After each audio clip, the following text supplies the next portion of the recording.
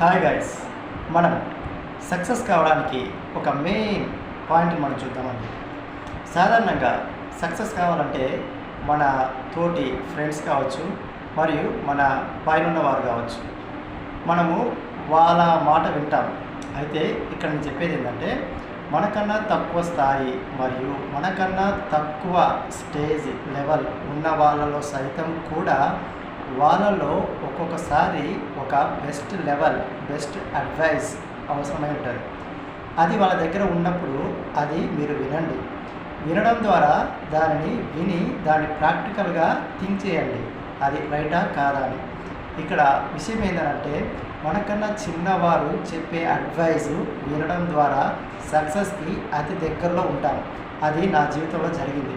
నేను చిన్ననాటి నుంచి కూడా నాకన్నా తక్కువ ఏజ్ ఉన్న వారి మాట నేను వినేవాడిని.